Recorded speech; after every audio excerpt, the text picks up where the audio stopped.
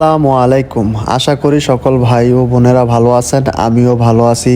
তো আজকে আমি আপনাদেরকে দেখাইতেছি যে আমরা বিদেশের মাটিতে কিভাবে কাজে যাই সকালবেলা বা কি কি করি। তো দেখেন সকালবেলা আমরা খাওয়া দাওয়া করে এখন যে কাজের ড্রেস পরে আমরা এখন বন্ধুরা মিলে সবাই কিন্তু বের হয়েছি কাজে যাওয়ার জন্য। আর এটা হচ্ছে বাসার লিফট, তো লিফটের মধ্যে আমরা এখন উঠবো।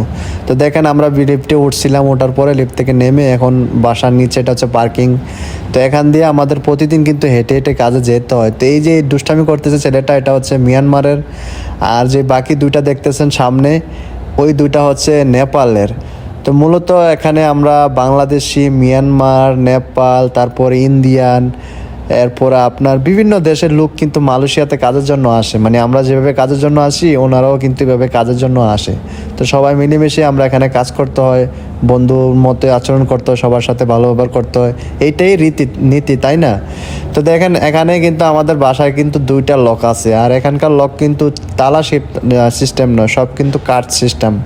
আপনি কাঠ যখন পাঞ্চ করবেন তখনই কিন্তু ওই লকটা খুলে যাবে। তো দেখেন কাঠ পাঞ্চ করে এখানে বাসার নিচে বিশাল একটা মাঠ আছে।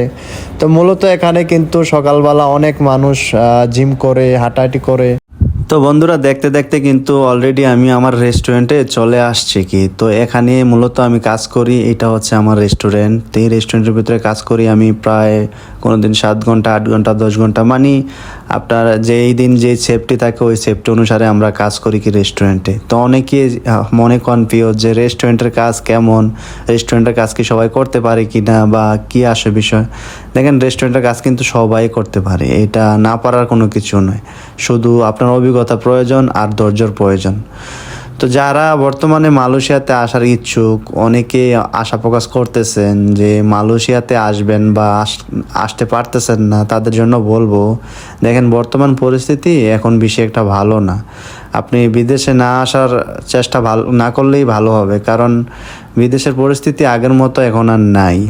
তো আপনি যদি যেই টাকাটা দিয়ে বিদেশ আসবেন, ওই টাকাটা দিয়ে যদি দেশে কোনো একটা কিছু করতে পারেন, আমি মনে করি আপনার জন্য ভালো হবে। পরবর্তীতে মালয়েশিয়া বা বিভিন্ন দেশে গিয়ে আপনার সমস্যায় পড়তে হবে নাকি।